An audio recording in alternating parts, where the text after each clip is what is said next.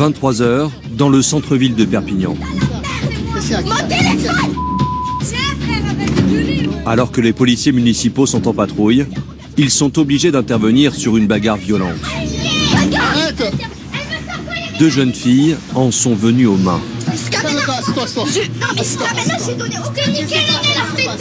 Malgré la présence des policiers, la tension ne retombe pas. T'es en train de me pisser le sang dessus, assis-toi. Assis-toi, assis-toi. Non, je m'assois pas, je suis pas bien, je veux pas m'asseoir. Alors, fous pas le bordel. C'est moi depuis tout à l'heure, je fais rien, je lui tiens les mains depuis tout à l'heure. Moi je fais rien. Merci. Non, personne s'approche, hein. Ouais. Ma rave là, elle là. Non. Regarde, t'es en train de me pisser le sang. Quand je vais venir avec Ah, moi, mets-toi ça. parce que là il vient d'enquêter sur moi, mais c'est très bien que je la mange. Tête à tête, c'est très bien que je la mange. Mets-toi ça. Je venais chez moi, c'est quelqu'un. Arrête de faire la folle. La jeune fille est blessée, elle a besoin de soins. Arrête de la folle, parce que t'étais toute seule, espèce de grosse. Allez, Delta d'India 31. Mais difficile pour Deck d'appeler les pompiers tout en la maintenant. De la CIC. On a une Rix en courant. On a une blessée au niveau du visage. Saignement abondant. On a reçu. Parce qu'elle se cache dessus. Mais je m'en bats les couilles, j'ai même pas mal, frère, je m'en bats les couilles. Non, pardon, je vais juste cracher. À quelques mètres, l'autre protagoniste continue de narguer celle qu'elle vient d'agresser. Tu vas blesser, toi? Tout semble parti d'une querelle amoureuse.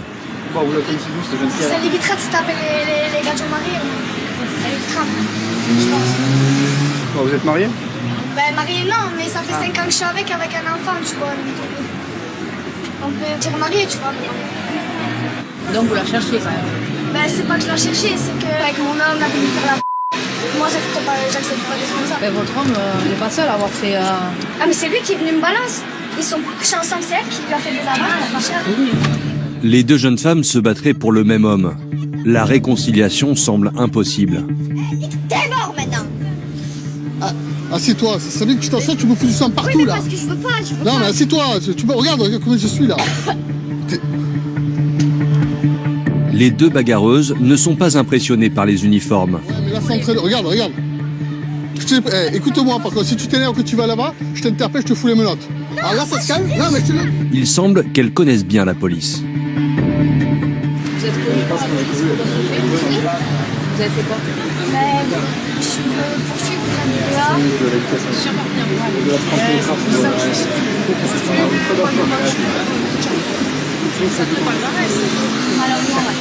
Un casier qui attriste les forces de l'ordre. Quand j'entends sa vie, 19 ans, la gamine en placement en foyer, le mec en enferme en prison, elle est connue pour vol de voiture, cambriolage, violence, 19 ans. Elle a un enfant quoi, qui est placé, bon il l'a enlevé. Hein. De son côté, Deck commence à s'inquiéter. La jeune femme qu'il maîtrise depuis plusieurs minutes saigne abondamment. Il a du sang plein les mains. Est-ce que t'es malade? Est-ce que t'es malade ou quelque chose comme ça? Je suis asthmatique. C'est tout? T'as pas de maladie? Non, rien du tout. Je suis juste asthmatique. T'as pas de plaie, toi, Deck? Hein? T'as pas de plaie sur les mains? Non, mais après on sait jamais si la personne est malade ou quoi, donc je prends là, je vais aller prendre du sérum dans la bagnole. J'ai dans mon sac. Ok, merci. T'as du liquide dans la voiture? Ouais, bah là, mon pauvre, il y en a partout. Hein.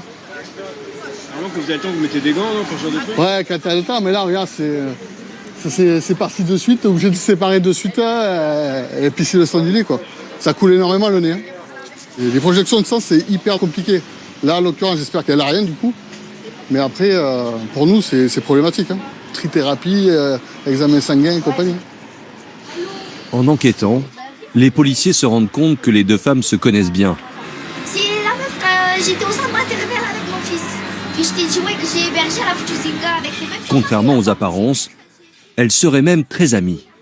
Ah non, plaisanté ou quoi? Elle, oui, je la connais. D'accord.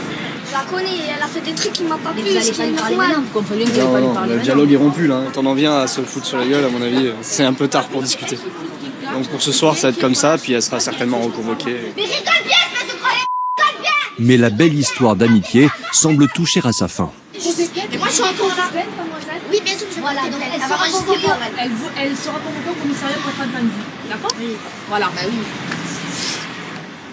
Elle n'a pas l'air d'avoir le nez cassé. Et, là, elle a pris une tarte là, ça coulait. Et, elle n'a pas de plaie apparente. Les pompiers arrivent quand même. Ouais, les pompiers. Ah oui, quand même. Les pompiers ont quand même vérifié. Tu nous suis? Mais là, il n'y aura pas grand-chose. Hein, c'est violence réciproque, hein, bagarre de rue. Hein. Mais bon, ça. Regarde, tu es obligé d'appeler du monde parce que c'est compliqué de les séparer. Il y a des badauds autour, c'est toujours un peu compliqué ce genre. Et surtout quand c'est des femmes. La blessée refuse l'aide des pompiers. Elle veut rentrer chez elle. Vous allez y aller, évidemment, pas dans la direction de votre camarade. Hein. Vous allez partir par là.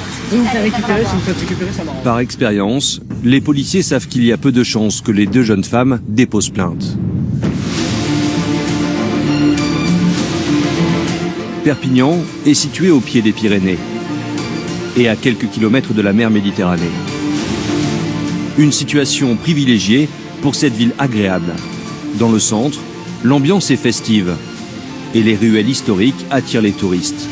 En périphérie, la ville est bordée de quartiers résidentiels et de zones pavillonnaires. Mais Perpignan doit aussi faire face à une délinquance multiple. Ouais, ça part à la courette. 2 individus. Allez, tu me casses les bouge pas. Allez. Pour veiller sur les 122 000 habitants, 160 policiers se relaient 24 heures sur 24 à la police municipale. Une mairie à majorité Rassemblement national. Des professionnels aguerris, pour beaucoup issus des rangs de la gendarmerie ou de la police nationale. L'un des fléaux de la ville, c'est le trafic de drogue. T'as un peu de tout, hein. T'as de l'herbe de cannabis, résine de cannabis, cocaïne. Les policiers patrouillent régulièrement dans certains quartiers. Allez, vite tes poches, mets tout là. Afin de démanteler les réseaux et d'interpeller les dealers. Qui dit drogue dit arme, et puis ça monte crescendo. Hein. C'est comme ça qu'on arrive à des zones de non-droit. Et c'est ce qu'on veut surtout pas à Perpignan. Perpignan doit aussi faire face à la violence des rues. Régulièrement, des bagarres voient s'affronter des bandes adverses. Des face-à-face extrêmement violents que les caméras de la ville tentent d'éviter en filmant 24 heures sur 24. Sur les routes, les policiers sont souvent confrontés à des délits de fuite et refus d'obtempérer.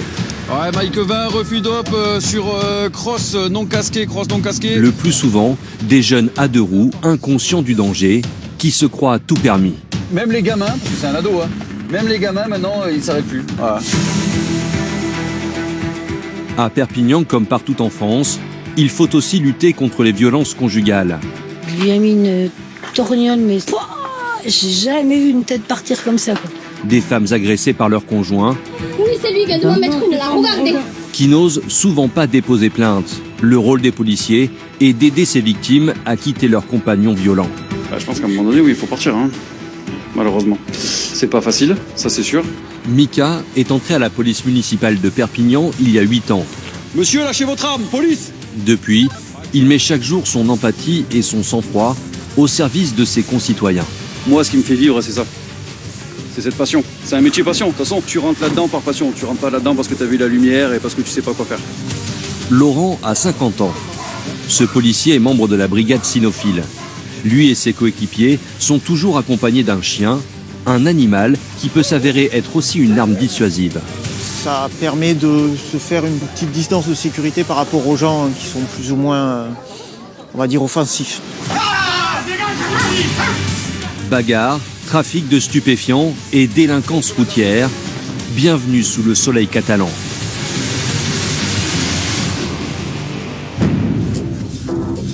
Les bagarres entre bandes rivales, c'est un phénomène que Perpignan connaît bien.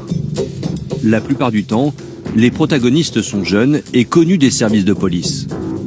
Donc fixe, gare des bus, côté Saint-Assise, une dizaine d'individus.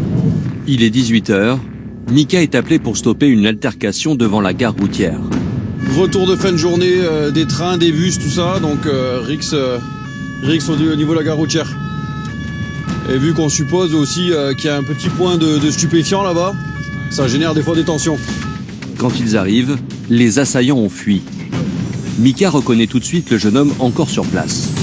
Ah bah tiens, regarde qui c'est. Une figure de la gare de Perpignan. Un jeune qui est souvent mêlé à des agressions. Aujourd'hui, c'est lui, la victime. Qu'est-ce qui t'est arrivé? Bah ouais, comme par hasard. Ah ouais, mais parce qu'ils s'arrangent pas comme moi. Hein? Ils s'arrangent pas comme moi sur moi, c'est facile. Et qu'est-ce que t'as fait là? Ah, je sais pas, hein. C'est un règlement de compte? T'as vu, comme je me bats tout le temps ici, à chaque fois je me bagarre tout le temps ici. Ouais, mais pourquoi ils sont venus te voir? Les gens, ils sont pleins de nerfs contre moi. Pourquoi ils sont venus te voir là? Parce que j'assure qu'il y a, je sais pas, il y a pas longtemps, j'ai tapé un de leurs collègues, ils sont venus plusieurs, là ils m'ont fait ça. D'accord. Et j'arrive plus à respirer. Ouais. Je me suis relevé, j'ai vu devant moi, Ils t'ont étranglé pour t'assoupir. Hein. Ouais. Mais tout seul, tu vas pas déposer de tête. Mika se doute que derrière cette attaque se cache sûrement une sombre histoire. Il doit des sous à tout le monde, je pense qu'il y a des problèmes de stupéfiants derrière. Et puis, t'as vu son comportement, hein, c'est un petit chercheur. Hein, donc, voilà, malheureusement, voilà, quand ils sont à plusieurs et qu'il est tout seul, voilà, petit règlement de compte. Et tu sais pas qui c'est? Alors que tout seul, ils ont peur, tout seul. T'as pas les identités? Ils veulent pas venir sur moi tout seul. Hein? Ils ont peur, ils viennent qu'à plusieurs. Hein. Oh, tu sais qui c'est ou pas? Eh non, j'aimerais bien savoir c'est qui. Même si aujourd'hui c'est une victime, cet individu est défavorablement connu de la police. Là, il sort de prison il n'y a pas longtemps pour trafic de stupéfiants. Et donc justement sur le secteur là, et il avait une fiche positive en fait à chaque fois que tu le passais, il avait interdiction de se rendre sur le secteur gare. Pour aujourd'hui, le contrôle s'arrête là, le temps qu'il se remette de ses émotions. Mais il va très vite recroiser les forces de l'ordre. Quelques jours plus tard, c'est Laurent et son coéquipier qui sont missionnés dans le secteur de la gare. Des jeunes auraient causé des perturbations. Casquette rouge, ça traverse et ça va ressortir de ton côté. Il est avec celui que je voulais là. La jeune victime de la bagarre est encore fidèle au poste. Pourquoi est-ce qu'on est toujours appelé sur toi là? C'est un truc de fou. Bah oui, tous les jours. C'est des gens qu'on voit là tous les jours et c'est du petit fait, ou ça va arracher un téléphone et puis ça va se barrer. Cet après-midi, Laurent n'est pas d'humeur clémente. Ce jeune n'a rien à faire ici. Tu sais que tu as toujours une interdiction de gare? Je sais, monsieur, c'est pour ça que je me mets là. Mais je vais prendre mon bus, partir de la gare. En ce moment, on te contrôle souvent. Donc là, moi, je fais un rapport. Après, voilà. Ok. S'il vous plaît, monsieur, au moins le rapport. Oui. Non, il n'y a pas de. Le rapport. Non, mais non, ça marche pas comme ça. Pourquoi êtes-vous interdit de gare? Parce que quand j'étais mineur, il y a eu des trucs comme quoi ça a fait qu'ils m'interdisent de la gare. Qu'est-ce que vous aviez fait à l'époque? Bon, c'est des agressions, des vols, des trucs comme ça. Et du coup, maintenant j'ai 20 ans et ça me suit. C'est ça, après quand tu fais des conneries, ça te rattrape toujours. Hein. Et là, vous en faites encore ou c'est fini? Franchement, moi j'arrête toutes les conneries. Moi, tout ce qui, même si vous me voyez là, tout ce qui est agression, tout ce que je faisais à l'époque à la gare, j'arrête tout. Ah, j'ai pas envie de rentrer en prison pour la gare, monsieur. C'est pour ça que en fait, je suis là, mais il n'y a pas de méchanceté, il n'y a rien en fait. À l'entendre, il s'est rangé des camions. S'il dit, oui. Sauf que nous, on vient en permanence pour ce jeune homme et ses copains, et pas mal de rixes en ce moment. Et puis des incivilités, des gènes, ça squatte là, ça squatte à l'intérieur, ça squatte sur les quais de l'autre côté. Je pense que c'est pénible pour tout le monde. Finalement, le jeune et son ami quittent enfin la gare. Au même moment, le centre de vidéosurveillance de la ville filme une agression à quelques centaines de mètres de là. 5 jeunes poursuivent un individu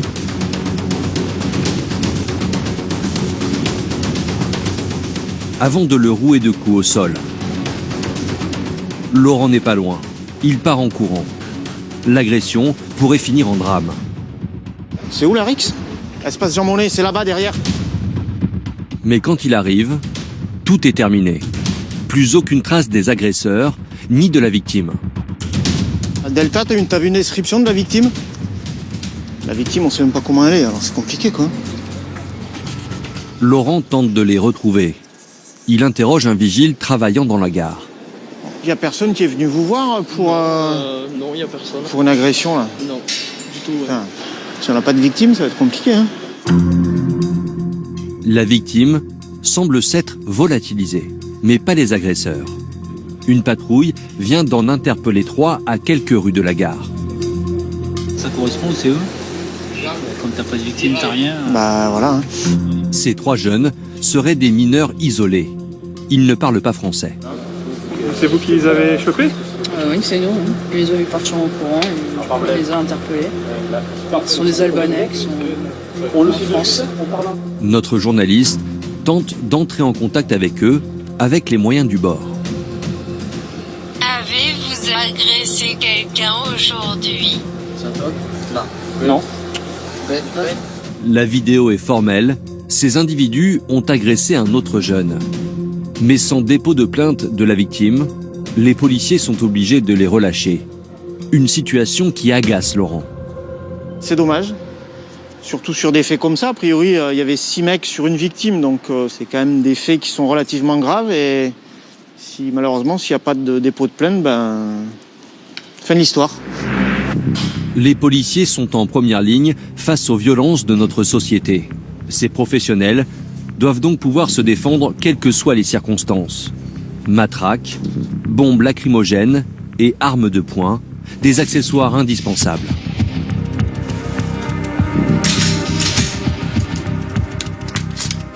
C'est là pour me protéger, c'est là pour protéger aussi la population, hein, parce qu'avec tout ce qui est risque terroriste et tout ça, ça peut arriver très vite. Pour moi, l'armement est obligatoire. Vous avez déjà eu besoin de l'utiliser? Non, jamais. Je l'ai sorti en mesure 2, mais l'utiliser, non, jamais. Pour l'instant, non. Mais si je dois le faire, je le ferai.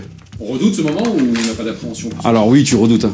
Tu redoutes énormément ce moment, sachant que t'as même pas un millième de seconde pour réfléchir, pour faire usage de ton arme. Hein. Donc dans ta tête, ça va très vite. Hein. Légitime défense, pas légitime défense.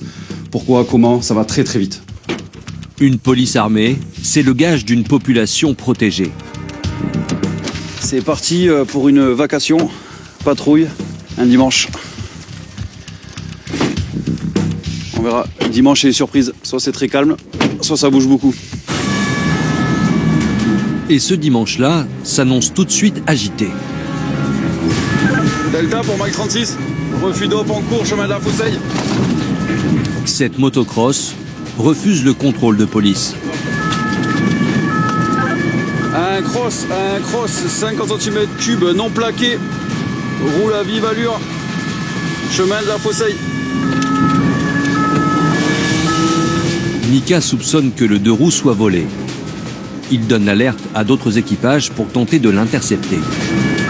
Actuellement, chemin de la Foussaille, il passe devant la concessionnaire Mercedes. Il va emprunter le sens interdit, on va arriver devant Yamaha comme on reçu. Et effectivement, il le prend. Sa conduite est extrêmement dangereuse. Elle oblige les policiers à eux aussi prendre des risques. On va se faire rester à 50, merde! Mais rien n'arrête le motard.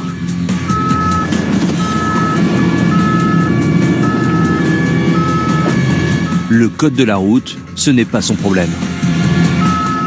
On va se défoncer. Toujours chemin de la Foussaille, on est au niveau des garages automobiles.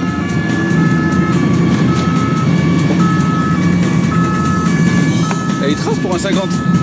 Un 50 cm3 est normalement limité à 45 km/h. Le compteur des policiers affiche plus de 70 km/h. On arrive au niveau village du sport.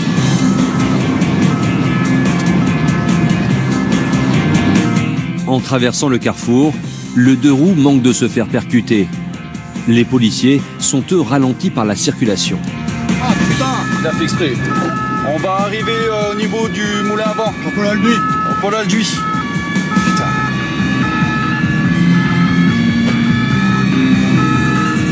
Juste que je voyais où il va aller. S'il va à Techno Sud ou pas. Il a pris Paul Alduy direction moulin à vent.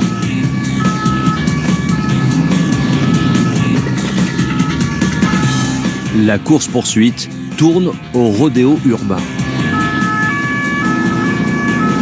Putain, il est où? Ah, il est là-bas. Là-bas, devant. Toujours Paul Alduy, on va être bloqué dans la circulation. Plus mobile sur son 2 roues, le fuyard a réussi à se faufiler dans le flux de véhicules. La voiture des forces de l'ordre ne peut pas rivaliser. Elle est coincée. Il a tourné. Putain!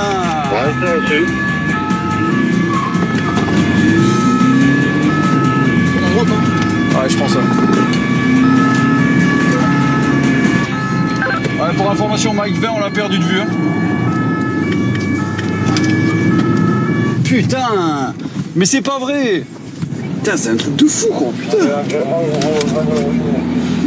Il a dû se faire peur, quand même. On a bien... Mais ouais, mais l'autre, il a un engin de ses morts, là, de merde. Putain, il monte sur le rond-point et le truc, il passe, quoi. C'est rageant. Ouais. Même les gamins, parce que c'est un ado, hein, même les gamins, maintenant, ils s'arrêtent plus. Voilà. Les risques qu'ils prennent pour pas grand-chose, au final, parce qu'il n'est pas plaqué, mais bon... Il nous aurait dit j'ai perdu ma plaque ou un truc comme ça, bon bah tu lui mets une petite amende, une fiche d'immobilisation et il risque pas grand chose.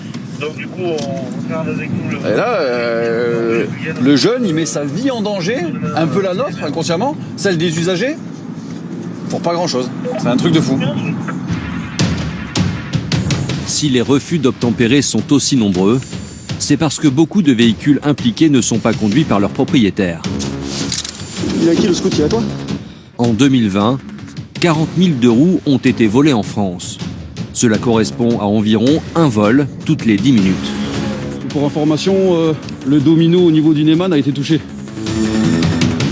Un véritable fléau contre lequel les policiers luttent quotidiennement. Parfois, ils arrivent à remettre la main sur ces véhicules pour beaucoup transformer en épaves.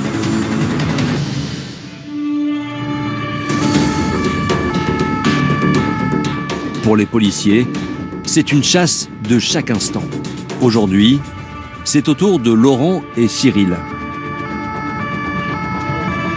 Ils viennent de se lancer à la poursuite d'un scooter avec 2 passagers, sans casque. En passant la plaque au fichier des immatriculations, les policiers ont appris que le 2 roues était volé.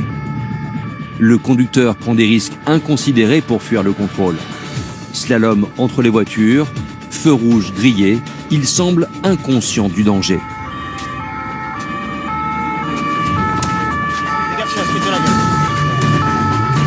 Mais la chance semble de son côté. À contresens, il arrive à se faufiler dans un trou de souris, laissant les policiers sur le carreau. Mais Laurent et Cyril ne comptent pas se laisser berner de la sorte. Il est parti à droite. Ils continuent à sillonner les rues de Perpignan. Je pense qu'il a dû reprendre le sens interdit. J'ai encore le bleu. Dans l'espoir de retrouver le fuyard. En vain. J'étais à 2 doigts de descendre et partir en courant quand il était dans le truc, mais bon. Ah, c'était juste à Cyril, hein. Il est passé ric-rac le... Ouais, le fourgon il aurait... Bon, après c'est compliqué de demander aux gens d'avoir la présence d'esprit, de réagir, mais il aurait mis une marche arrière et il était coincé. Ça avait loupé de pas grand chose. Mais bon, c'est toujours pareil, il faut qu'on fasse gaffe nous aussi, parce que la circulation, tu vois, comme tu as vu, il prend sans interdit. Et derrière, on va te dire, ouais, mais il faut pas les mettre sous pression, parce qu'ils tombent. Et toujours le cul entre des chaises. Et ouais, c'est parti remise, on le reverra de toute façon. Et cela plus vite qu'il ne l'imaginait.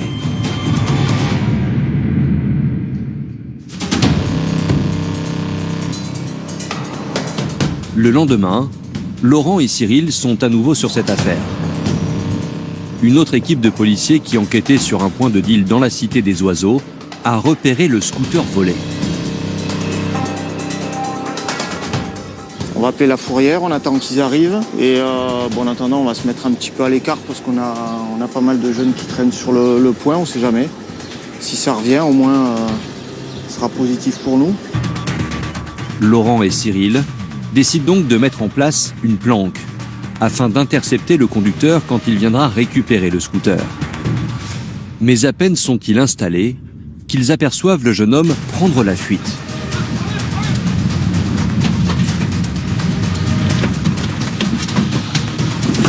Comme la veille, ils le reprennent en chasse, cette fois à pied.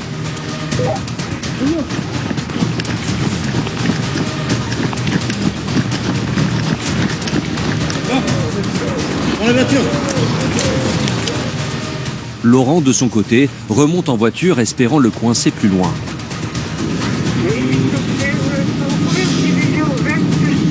Au bout de quelques mètres, il récupère Cyril, qui a été distancé dans sa course.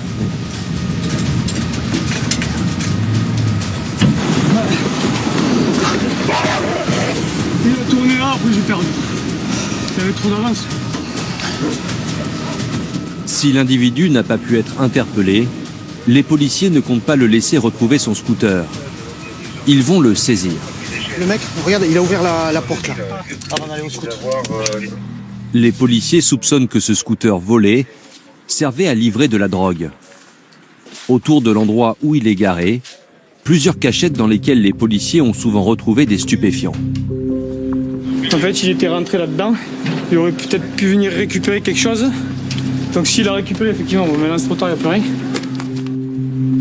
Une enquête va être ouverte afin de retrouver le fuyard et peut-être démanteler un réseau de trafiquants. Car la lutte contre le trafic de drogue est une priorité pour la municipalité de Perpignan. Tous les jours, les policiers patrouillent dans tous les quartiers de la ville à la chasse aux dealers.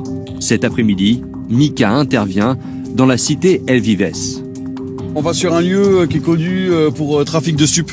Le but, c'est de se montrer, éviter tout regroupement de jeunes, essayer de contrôler les individus s'ils restent sur place et voir faire des passages au fichier, savoir s'il n'y en a pas un qui est recherché. Effectivement, quand ils arrivent, une dizaine de jeunes squattent devant les immeubles. Alors que Momo s'approche pour les contrôler, ils se dispersent. Allez, venez les jeunes. Oh. De son côté, Mika décide de vérifier les cages d'escalier. Il sait que les produits stupéfiants y sont souvent dissimulés. Ils sont montés. Et le policier a le nez fin.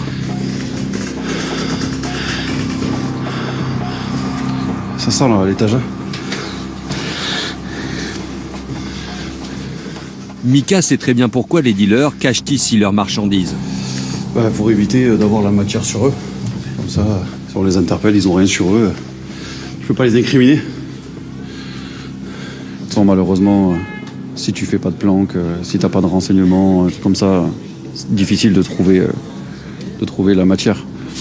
Pendant que Mika continue de fouiller dans les immeubles, à l'extérieur, les autres policiers contrôlent les jeunes qu'ils ont pu intercepter. Là, sur un point de stup. Retournez les poches. Ouais, vas-y. Tu nous l'ouvres, s'il te plaît. Mika finit par les rejoindre avec quelques trouvailles intéressantes. Des preuves du trafic dans cette cité. Ça, c'est produit de conditionnement avec la balance. Et là, voilà, tu as le prix de ce qu'ils vendent. Menu hashish. Voilà, à partir de 3 € le gramme. 3 € un gramme, 10 € 3 grammes, 20 € 6 grammes, 30 € 10 grammes. Voilà. Alors tu vois, c'est bien de bien vérifier le poids sur la balance. C'est comme dans les fruits et légumes. Tu prends ta matière, tu pèses et puis voilà. Ah, c'est bien écrit, hein, c'est bien fait. Ah ouais, ils sont inventifs, hein. Produit de conditionnement, hein. Donc c'est sympa. Coffee et de Vives, hein. On est aux HLM et Vives. Hein, tu vois, ils sont très forts sur le marketing. Et puis ils ont même des livreurs en scooter qui font des livraisons à domicile par rapport à ça. Regarde d'ailleurs, hein. Regarde, tu vois, un commerce juteux pour eux. Un commerce qui utilise de très jeunes garçons pour faire le guet et revendre les produits, comme cet adolescent, en possession d'une intrigante somme d'argent. Bon, le jeune homme, avec 430 € en liquide sur lui. Vas-y, sors-les de ta poche là. Voilà, tu comptes s'il te plaît. Ah, c'est typique, hein. Le jeune, il a l'argent liquide sur lui. On sait très bien que ça provient du stup, mais le problème c'est que tu peux rien faire. Il est complètement sort. Ouais, ah oui, mais complètement, il sait qu'il risque rien. Il est mineur, il est sur zone, il dit que l'argent c'est à son frère. Qu'est-ce que tu veux qu'on fasse? On peut rien faire. On peut pas l'embarquer, il est connu. Ce qu'ils vont nous demander le commissariat, c'est de faire un rapport en remettant son identité, comme quoi il a été trouvé sur un point connu de stup avec telle somme d'argent. Voilà, c'est tout ce que tu peux faire. La cité El Vives a été rénovée récemment. Jusqu'à présent, il s'agissait d'une résidence plutôt calme. Mais depuis quelques mois, les dealers s'y sont installés. C'est une cité, tu vois, qui est quand même assez correcte. Va là-bas, s'il te plaît. T'as rien à faire là, tu vas là-bas. Hein? D'accord. Non, tu vas pas par la caméra, tu vas là-bas. D'accord? Ouais, dégage. Vous allez là-bas. C'est bon, ça a filmé, chef. Ils cherchent, ils viennent au contact. On les dérange. Pendant qu'on est là, ils peuvent pas faire leur trafic de stup. Donc ça les énerve. Et ce nouveau voisinage n'est pas du tout du goût des habitants. C'est des HLM, ils sont très calmes, c'est des familles très très calmes, c'est un endroit très calme à l'année et tout ça. Et là, ils sont là depuis peu, hein, ça fait 4-5 mois qu'ils sont là. Et ben, les gens, ils ne veulent pas ça, ils ne veulent pas. Voilà. Le seul problème, c'est que ça amène à quoi? Ça amène que dans les bâtiments où ils traînent, ils mettent la pression aux familles qui vivent à l'intérieur, parce qu'il faut des appartements nourrices pour déposer toute la quantité de produits stupéfiants. Donc ça, les familles, s'ils veulent pas, c'est des menaces de mort. On va crever les voitures, on a retrouvé des voitures taguées avec les pare-brises pétés. Cette riveraine confirme les propos de Mika. On en a ras-le-bol parce que n'importe qui pourrait se faire tuer à l'heure actuelle. Donc voilà, on n'est pas en sécurité ici. Moi j'ai même fait une demande pour déménager d'ici. Ah oui, parce que moi à partir de 20h, moi je sors plus mes chiens quoi. Moi je les sors plus. En décembre dernier, le pire a même été évité. On est choqués parce qu'il y a eu des tirs. Quand ça a tiré 4 fois, la dernière fois, ça aurait pu être n'importe qui. Hein. Un enfant, un papy, une mamie, une personne qui descend ses poubelles. Voilà. Après bon, les personnes qui veulent faire leur trafic, qu'elles le fassent, mais qu'elles le fassent ailleurs, mais qu'elles ne mettent pas en danger la vie des résidents, des personnes qui habitent ici. Certains ici ont décidé de ne pas se laisser faire. La tension est palpable. Tu as les habitants qui commencent à avoir les nerfs et qui commencent à faire leur justice eux-mêmes. Notamment en face, dans la résidence d'en face, tu as les habitants qui n'hésitent pas de sortir les armes, tu vois, pour essayer de se défendre, quoi. Ça, c'est nouveau, ça ? Ouais, c'est nouveau. Les gens commencent à en avoir marre parce que ça génère beaucoup de nuisances, tu vois. Ils sont là en permanence, ça fait des aléas de voitures, de personnes. Ils sont là, ils mettent la musique, ils mangent sur place, ils lâchent les déchets. Ça pourrit la vie de tout le monde. Sortez les mains des poches, monsieur, s'il vous plaît. Le but du jeu là, c'est d'être là, les évincer et occuper le terrain. Même si cet après-midi, aucun dealer n'a pu être interpellé, les policiers ne baissent pas les bras. La cité El Vives fait partie des lieux qu'ils surveillent de près.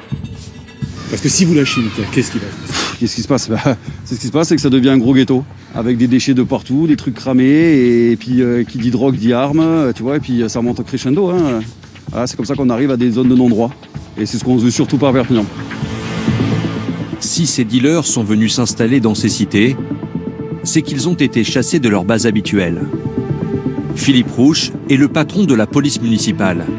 Quand il sillonne les rues de sa ville, il se félicite d'avoir réussi à éradiquer le trafic dans certains quartiers. Comme ici. Avant l'intervention de la mairie, cet endroit était l'un des plus importants points de deal de la ville. Là, c'était sous le porche, là, on passait. Les clients arrivaient donc dans la résidence, par là où on est arrivé. Ils rentraient, ici, il y avait les tarifs affichés, il y avait la table avec tous les produits. Donc avec la fidélisation habituelle, hein, on offrait un paquet de cigarettes, un briquet, etc. Ils venaient dessous et ils prenaient tout le produit et puis ils repartaient. C'était un drive, ils faisaient le tour et ils repartaient. En quelques années, la municipalité de Perpignan a mis un coup d'arrêt à plusieurs des principaux lieux de vente de drogue.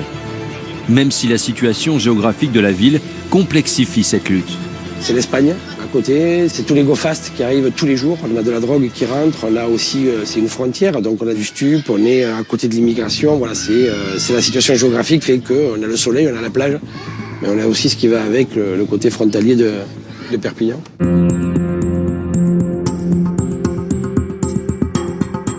Le soleil vient de se coucher sur la belle Catalane. Ce sont maintenant les équipes de nuit qui ont pris le relais. Jusqu'à 6h30 du matin, ces hommes vont patrouiller afin de sécuriser leur ville. La radio de DEC vient de s'allumer. Première mission de la soirée. Voilà, on vient de contacter dans les pompiers là, pour une dame qui vient d'être agressée. C'est une dame de 43 ans, apparemment SDF. L'agression a eu lieu dans un parc. La femme SDF y était installée pour la soirée. Et tout de suite, DEC reconnaît cette victime. Il est déjà intervenu auprès d'elle en début de semaine. Tu te souviens de moi, je suis venu la dernière fois. Ouais, c'est qui? C'est lui? C'est lui. Il vient de se barrer. C'est lui qui a fait ça. Vous me suivez? Par chance, une témoin a tout vu de l'agression. Il est habillé comment ce soir? Un t-shirt rayure dont le bide dépasse un petit peu. Ouais. Je pense que c'était un blue jean qu'il avait, parce que je ne l'ai jamais vu. Enfin, Elle raconte aux policiers une scène très violente. Il a mis une torgnole, mais c'est pas une baffe, c'est il lui a mis un truc dans l'oreille, mais pouah, j'ai jamais vu une tête partir comme ça, quoi. Et à un moment, je me posais des questions. Il y a des nanas qui aiment ça ou pourquoi elles se cassent pas? Pourquoi est-ce qu'elles se... Elles ont peur des représailles. Elles ont peur d'avoir beaucoup plus de problèmes. Non, mais le problème, c'est qu'elles ne veulent pas déposer plainte à chaque fois. On connaît la problématique. On va essayer de le voir s'il est là, mais ce soir, je vous garantis, on ne le rentrera pas. Sauf s'il est libre à la rigueur. L'agresseur continue, lui, d'harceler sa compagne. Il n'arrête pas de l'appeler. Quand les policiers tentent de le joindre, l'homme ne répond plus. La victime est prise en charge par les pompiers. Il faut vérifier qu'elle n'ait pas de traumatisme crânien. De leur côté, les policiers vont partir à la recherche de l'agresseur. Et ils savent très bien à quoi il ressemble. Cet homme violent, ils le connaissent. Samedi soir, les caméras de la villa ont filmé une agression. C'est-à-dire qu'un homme était en train de traîner par la jambe une femme et l'a roué de coups à coups de pied dans les côtes. Et c'était elle la victime. Les images, les voici. On peut y voir un homme et une femme se disputer. C'est la victime de ce soir et son agresseur. Sur les images, l'homme tire sa compagne par le bras, puis lui donne de violents coups de pied dans les côtes. Après qu'elle ait chuté, il finit par la traîner au sol par les pieds. Une scène choquante qui ne s'arrêtera qu'avec l'arrivée des policiers. Ce soir-là, l'homme a été interpellé et son profil est inquiétant. Il a déjà fait de la prison pour meurtre. Il est très violent, en plus il est assez gaillard, donc on va faire extrêmement gaffe. Soit il est parti chez des amis, soit il doit traîner aux alentours à pied. Et il doit être alcoolisé, comme à son habitude. Cet homme ne doit pas rester en liberté après son accès de violence. Une chasse à l'homme est lancée dans les rues de Perpignan. C'est le genre à se cacher ou il veut un peu impunité? Caché, non, impunité, ouais. Il a dû la frapper et repartir comme si de rien n'était, quoi. Plusieurs voitures sont réquisitionnées, guidées par le centre de vidéosurveillance. Ah, écoute. Sur la vidéo, on a un gars qui kiffe le parc, qui se indique avec un pantalon noir, sombre, des chaussures sombres, il aurait un bouc, il avait une poche plastique blanche, une bière à la main. Est-ce que c'est lui? Alors écoute, il n'avait pas de bouc samedi dernier, mais écoute, ça mange pas de pain. Sur l'avenue Jean Farion. Ok, reçu.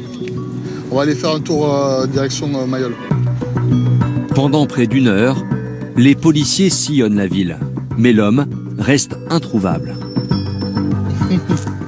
On a poussé sur Cassagne, l'entour RS, pour revenir à secteur Joffre. Les équipes sont déçues, mais impossible de passer la nuit à sa recherche. Écoute, on a fait toutes les rues en long dans tous les sens. Donc pour nous, on va arrêter les recherches. Comme on a reçu. Cet homme, les policiers connaissent son visage. Ils sont sûrs de pouvoir l'intercepter dans les prochaines semaines, quand il sera moins sur ses gardes. Les femmes battues par leurs compagnons, c'est malheureusement l'un des fléaux de notre société. Les chiffres sont glaçants. Une femme meurt tous les 3 jours sous les coups de celui qu'elle aime. À Perpignan, l'association APEX propose aux femmes victimes de violences conjugales d'apprendre à se protéger grâce à des cours de self-défense. Ce que je vais vous transmettre et vous enseigner, c'est des techniques pour riposter, pour parer, à main nue. Elles sont 4 aujourd'hui à suivre les conseils d'Éric. Un doigt suffit, le pouce, voilà. Visez les yeux. Le self-défense, plus tu vas le pratiquer, plus là-haut, là, hein, les neurones vont faire plein de connexions et ça devient des automatismes. On va voir, c'est l'esquive. Ces femmes ont toutes été victimes de la violence d'un homme. Le père de mon enfant s'en est pris à moi, en fait. Et s'en est pris à moi, donc il m'a fait tomber. Je me suis donc retrouvée au sol. Je peux faire ça, mais je peux me déplacer aussi. Aujourd'hui, elles ne veulent plus être des victimes. Tu passes derrière. On va utiliser la force de l'assaillant, on va utiliser son énergie pour la faire tomber. C'est le principe même du judo. Donc il me pousse, il revient là. En maîtrisant ces gestes, elles pourront se protéger en cas de nouvelles violences. Je pose une main ici, là, comme ça. Et là, c'est un coup de genou. Et un deuxième. Il y en a un gratuit. Cette prise a peut-être sauvé la vie de cette femme. En l'utilisant contre son agresseur, elle l'a déstabilisé. Je me suis vraiment fait casser la gueule, mais l'effet de surprise a été tel avec ces pratiques et les bons coups de genoux aussi, et ben du coup il s'est enfui. Mais il avait une arme blanche et il m'a quand même passé le couteau à l'envers sur la gorge. Et c'est l'effet de surprise qui a fait qu'il l'a passé à l'envers, le cran d'arrêt. On n'a pas besoin d'avoir la musculature de Schwarzenegger pour être efficace. Ces attaques violentes sont malheureusement le quotidien de certaines femmes. Si la personne, l'assaillant vient sur vous comme ça, c'est pas pour vous dire bonjour. Hein. Elle vient sur vous pour vous étrangler, vous mettez directement les doigts dans les yeux. Cherchez pas à comprendre. Et je vais juste faire ça, comme ça. Frappées, humiliées, elles apprennent ici à reprendre le contrôle de leur vie. C'est une façon aussi de reprendre confiance en soi, et c'est une façon de se reconstruire aussi. Les violences conjugales étaient la grande cause nationale du premier quinquennat d'Emmanuel Macron. D'importants moyens financiers ont été débloqués. Mais ceux qui restent en première ligne dans cette lutte, ce sont les forces de l'ordre. Je ne sais pas si c'est un immeuble ou une maison individuelle. Nous retrouvons les policiers de Perpignan. Ils sont en route pour venir en aide à une femme agressée par son compagnon. Là, on part sur un individu qui aurait violenté sa conjointe et qui aurait un peu mis le bazar dans l'appartement. On va les voir, mais surtout s'il a des traces ou des blessures apparentes. Sur place, la femme est déjà sortie de son appartement.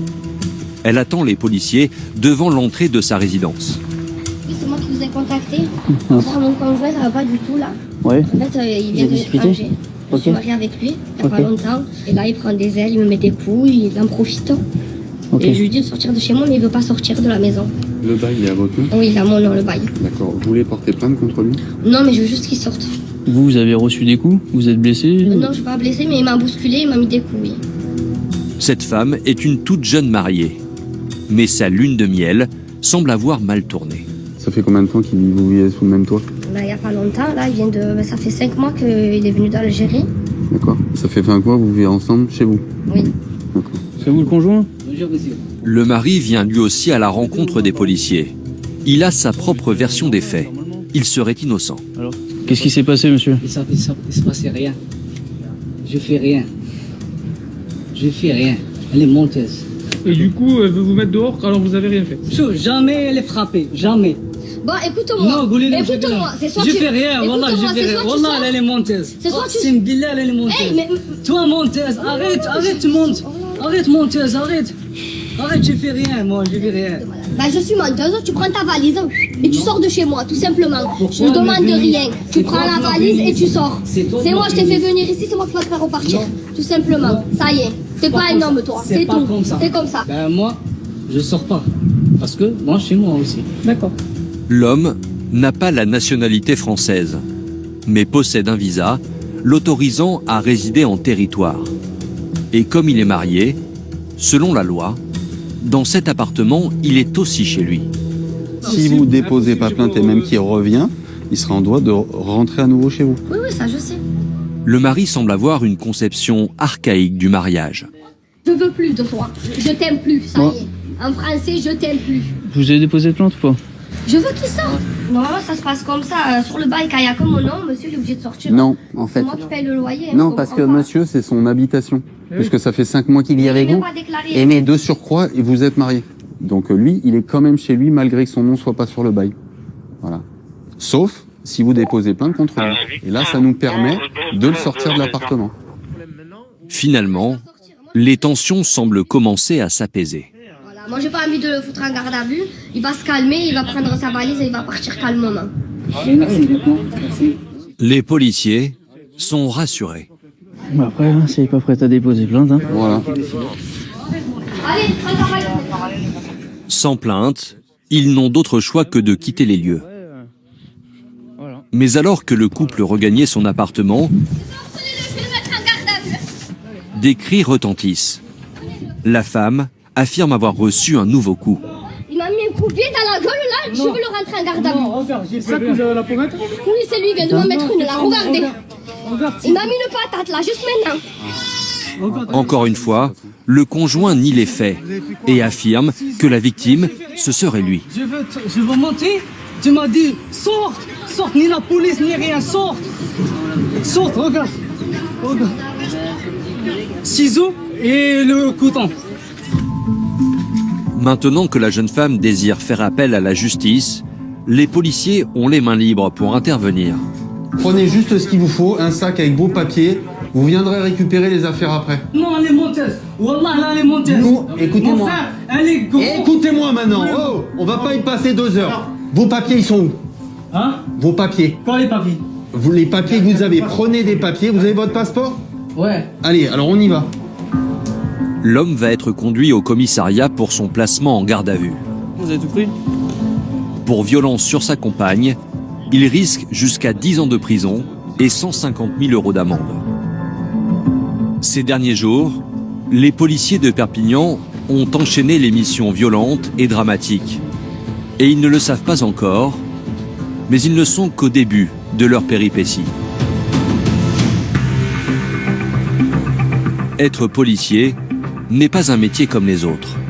Confrontés à tous les excès de notre société, ces femmes et ces hommes doivent se forger une carapace d'acier.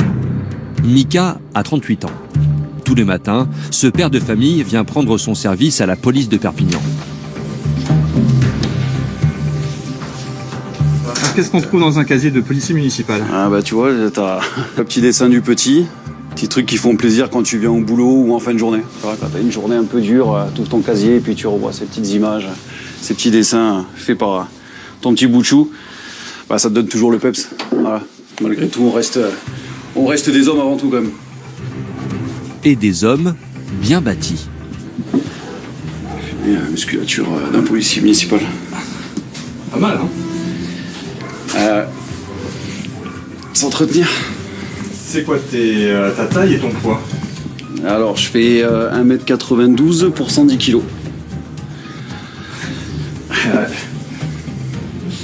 Mange bien à la cantine. Mika a été gendarme, puis policier. Les forces de l'ordre, c'est son quotidien depuis 15 ans. Donc, tu vois, toujours le même rituel dans le travail. D'abord la chaussette droite et après la chaussette gauche. Comme un peu Zidane. Ah, prépare au combat. Et une fois la tenue enfilée, ce n'est plus le même homme. T'habilles, c'est des équipements quand même qui sont spécifiques. Combinaison, des Rangers, un gilet pare-balles, un ceinturon.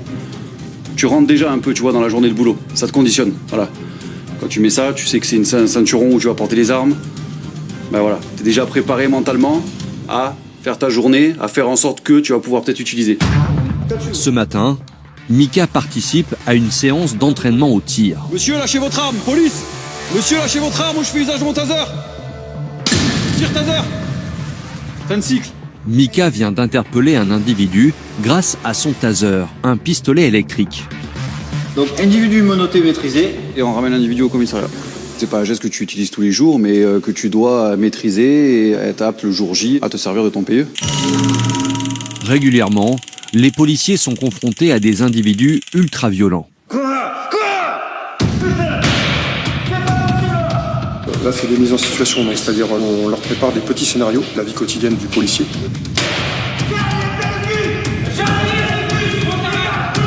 Ce type de forcené, Mika et ses collègues seront forcément amenés à en croiser un. Face à cette menace, les policiers devront savoir réagir. En fonction du scénario, eux, ils doivent adapter l'utilisation du PIE.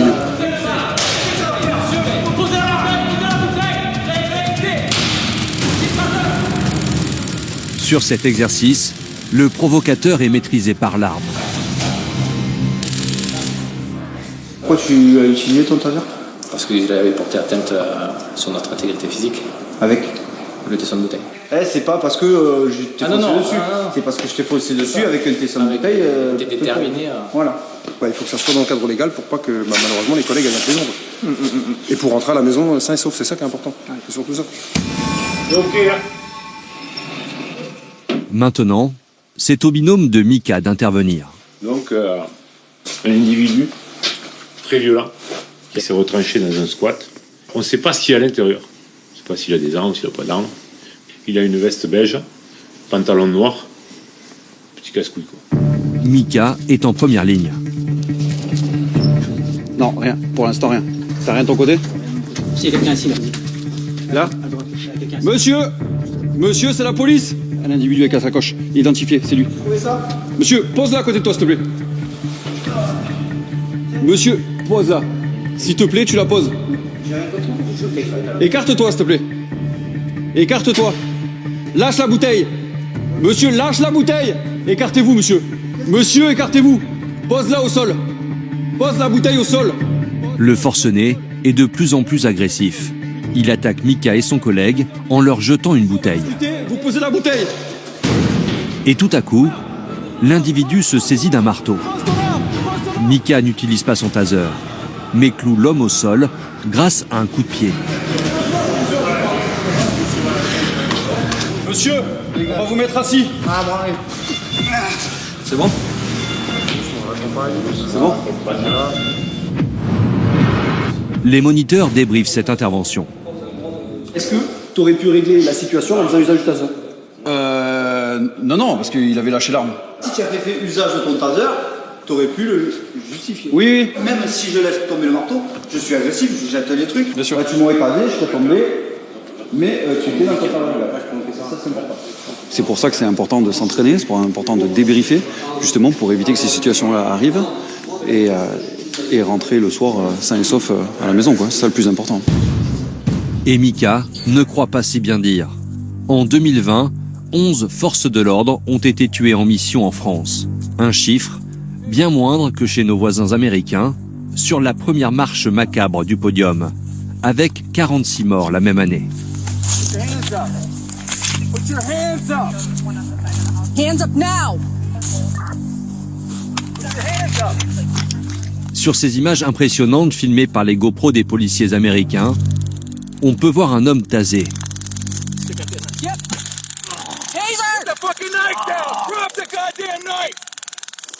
Malgré ça, il se relève et vient poignarder la policière.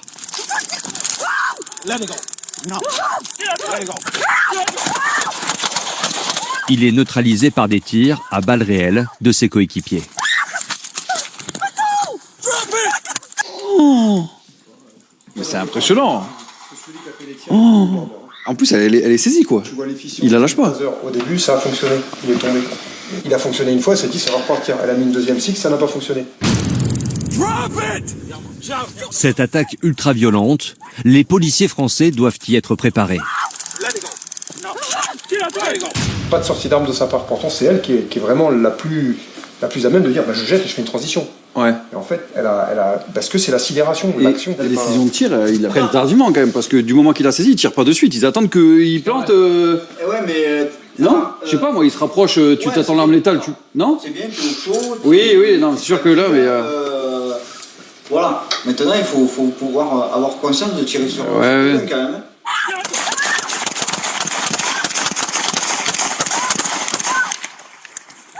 À Perpignan, les policiers sont aussi équipés d'armes létales.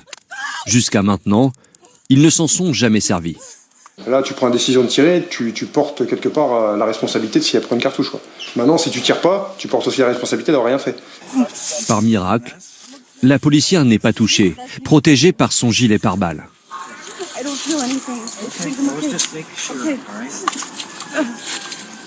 Quand tu es sur la voie publique, que tu étais en train de faire une fourrière ou n'importe quoi, que en une demi-seconde arrive un truc comme ça, faut t'imaginer que le stress que tu prends, il est monstrueux. Quoi. Donc partez du principe maintenant que les gens sont armés.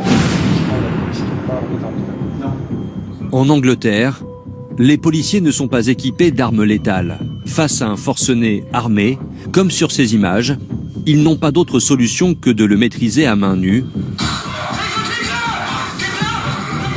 ou avec un taser qui ne fonctionne pas toujours.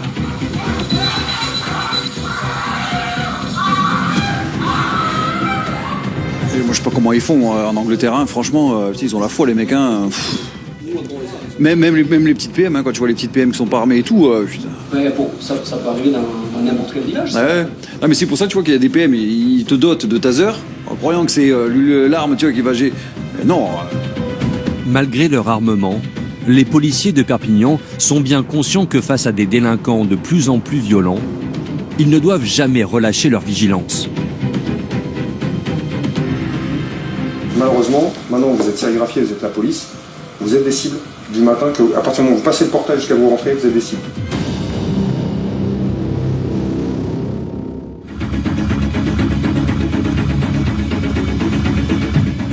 Il vient d'avoir un AVP, la police nationale sera sur place. Un véhicule sur le toit qui aurait détérioré. Ouais, c'est bien reçu, on sera sur place. Pour Mika, la journée continue. Cette fois, il est appelé en renfort sur un accident de la route. Endroit connu pour abriter des cités aux alentours, avec des jeunes qui effectuent des conduites excessives. Je ne vais pas vendre la mèche avant, mais forte probabilité que ce soit une faute de conduite. Sur place, le spectacle est impressionnant. Oh putain. Au milieu de la route, une voiture complètement retournée. Incroyable mais vrai, aucun blessé grave. Est-ce que tu peux me dire s'il y a des blessés? Ouais, tu vois, une victime. Elle est sortie elle-même du véhicule.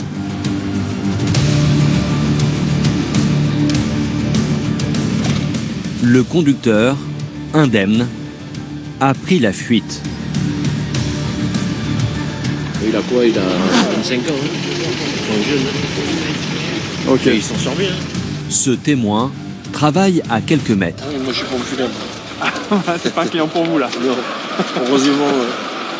Il était en état d'ébriété? Ouais, il était agressif.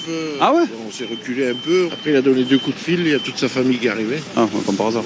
Ouais, ça va vite. Voilà, ça va très vite. Donc, ils l'ont embarqué tranquillement pendant que nous, on était occupés. On était en train de regarder s'il y avait quelqu'un Moi, dedans. j'allais pas lui le retenir. Ah non, bien sûr, non, vous avez bien fait. C'est le genre de personne. Vous avez bien fait. Oui, non, bien sûr. Apparemment, il s'est vite dépêché de récupérer ses papiers. C'est ça qu'il cherchait. Ouais, Je sais pas s'il les a à mon pris avis, il ou doit pas être rassuré, je pense. pas. Il l'a dit. J'ai pas de permis, j'ai pas d'assurance. Ah ouais? Et j'ai peur de retourner en prison. Ah, bon, bah super. Sortie de rond-point, le mec a dû accélérer, il a dû perdre le contrôle du véhicule. Et dans les tonneaux, il est venu taper un lampadaire de la ville. Celui-ci menace maintenant de s'effondrer sur le hangar derrière lui, mais surtout sur ses fils électriques. Sur demande des pompiers, il faut le faire enlever. Hein. Et vu le voisinage, c'est pas dit qu'il n'y ait pas des jeunes qui viennent se pendre à ce lampadaire pour le faire tomber.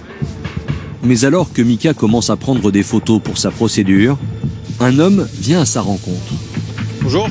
Il se présente comme le grand frère du conducteur en fuite. C'est mon petit frère qui a fait un accident. Ah, d'accord.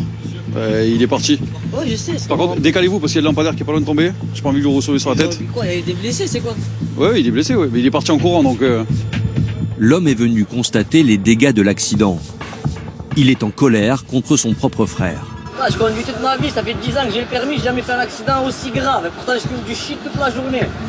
Selon lui, son frère conduisait sous l'emprise d'une nouvelle substance qui fait sensation auprès des jeunes en ce moment. Il y a une drogue là de merde, là, j'ai quitté les ballons, là. Je suis même pas ici à faire des ballons, et c'est pas un bon mélange. Tu prends de l'azote et tu conduis une voiture. Le protoxyde d'azote, on le retrouve souvent dans les siphons de pâtisserie, conditionné dans ces petites bonbonnes en alu. Ils mettent les ballons dessus et après ils aspirent ça. Voilà, ça les rend un peu dans un état second, ça les fait délirer. Les inhalations de ce gaz hilarant peuvent provoquer de graves troubles neurologiques et même des décès. Un véritable fléau de santé publique. En 2020, 134 cas d'empoisonnement ont été signalés selon l'Agence de sécurité sanitaire. Allez-y, c'est bon. Pour Mika et ses collègues, l'intervention touche à sa fin. Une enquête est ouverte auprès de la police nationale. Une fois la voiture évacuée de la chaussée, les agents de la voirie peuvent dessouder le lampadaire. Une intervention qui a coûté environ 5 000 € à la mairie de Perpignan. Comme tous les matins, Laurent rejoint son coéquipier. Contrairement à la plupart des équipages, son binôme a 4 pattes et un flair redoutable. Viens au pied. Laurent est maître chien. Aujourd'hui, il s'occupe de Seven, un bébé d'à peine 1 an. Au caractère bien trempé. Doucement, Seven, bien. Il est tout jeune, mais on a déjà eu un petit souci avec lui. Il nous a déjà cartonné un collègue. C'est-à-dire qu'il a mordu un collègue au bras. Donc déjà, ça veut dire que le jour où il y aura un souci, je pense qu'il aura le caractère pour aller me défendre. C'est déjà ce qu'on lui demande. Dans la police, le chien est une arme. Agressivité, hyperactivité, ce que certains considèrent comme des défauts sont ici des qualités indispensables. Lui, en fait, l'histoire, c'est qu'on l'a récupéré à 9 mois, avant qu'il y ait des accidents chez les gens. C'est du chien qui a été victime un petit peu de la mort du Malinois. Donc les gens, ils ont pris en ne sachant pas forcément ce qu'ils avaient dans les mains. Et surtout, en ne connaissant pas ni la race, ni tout ce qu'il y a à faire avec un chien comme ça, quoi. Qui à la base reste un chien de travail. Pour ce Malinois, avoir trouvé refuge au sein de la police municipale de Perpignan était une solution inespérée. Nous, les 6 chiens qu'on a, ou c'était des chiens qui étaient déjà mordeurs en famille, ou c'était des chiens comme lui, mais dont le comportement nous laissait penser qu'il allait avoir un souci. Prends, voilà, Dan. Prends, Dan, c'est bien gros. Allez, va. Nous, on a pris cette option de récupérer du chien ou dans les SPA, ou dans les fourrières, ou dans les refuges. C'est un peu l'école de la seconde chance? Oui, parce qu'on a des chiens, moi mon précédent, il aurait dû être piqué. Hein. Oui, on lui a offert une seconde vie, avec un cadre, on va dire. Bien. Tous les jours, Laurent entraîne Seven. Il doit apprendre à maîtriser les individus violents sans mettre leur vie en danger. Nos chiens en police municipale, c'est l'utilisation uniquement en muselé. On vient en renfort de collègues qui peuvent être en difficulté dans un quartier, sur une interpellation, dans une cité sensible. S'ils se retrouvent en infériorité numérique, l'arrivée d'un ou deux chiens, ça dissuade. Ça dissuade des fois bien avant de les sortir. Sylvain, le patron de la brigade cynophile, a rejoint les deux compères. Il s'est mis dans la peau d'un délinquant. Monsieur reculé. Provoquant le chien. Monsieur reculé. Monsieur reculé. Monsieur. Les policiers jouent régulièrement ces scénettes pour exercer les chiens. Voilà, ça c'est bien ça gros. Il est là, allez. Dans quelques mois, Seven pourra se confronter à la réalité du terrain. Très bien. Il faut qu'il arrive à comprendre exactement ce qu'on veut faire de lui. C'est le type de jeu qui peut nous sauver, on va dire, la peau dans certaines situations, quoi. Quelques jours plus tard, nous retrouvons Laurent en patrouille. Ses collègues l'ont appelé en renfort dans un quartier sensible. Un accident vient de se produire. Les collègues ont essayé de contrôler une bagnole, comme on a beaucoup, des grosses cylindrées immatriculées en Pologne. Et la bagnole leur a fait refus d'obtempérer, mais le mec a dû se planter. Sauf que c'est dans un quartier tendu, donc on va se rapprocher. Là. C'est gyrophares hurlant que les policiers rejoignent les lieux. Leurs collègues ne doivent pas rester seuls trop longtemps. C'est un quartier où ça se regroupe très vite, hein. Ça peut partir très vite, donc il vaut mieux avoir un peu de monde autour. Sur place, la scène est digne d'un film d'action. Une grosse berline a percuté et enfoncé le flanc d'une autre grosse berline. S'il n'y a pas de blessés, les dégâts sont eux impressionnants. Tout ça à cause d'un refus d'obtempérer. L'individu au volant de la voiture, il met pas de clignotant quand il tourne là. Dès qu'il nous voit, il prend la fuite en accélérant assez violemment. Et là, il arrive trop fort. Il loupe le virage, il arrache la borne là, et ensuite il vient s'encastrer dans le véhicule en stationnement. Et il n'a pas de permis, pas d'assurance. C'est tout. Donc là, on le ramène au commissariat et la voiture en fourrière. Les policiers sont impressionnés par les circonstances de l'accident.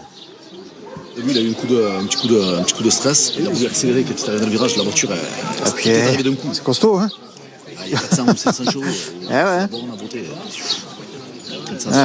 J'ai vu qu'il a sauté par-dessus. J'ai dit, oh putain. On dirait que c'est pas l'idée de la journée, quoi. Circonstance aggravante, ce jeune n'avait aucun droit de conduire. Mais t'as pas le permis. T'as commencé à le passer? Je l'ai raté deux fois. Tu l'as raté? Ouais.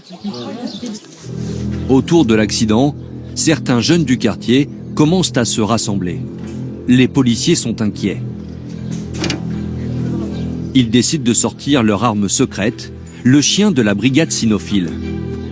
Et tout de suite, Calme, se calme, ton chien. Il est calme. Regarde, avec les restes, alors c'est moi qui passe dessus, tu verras.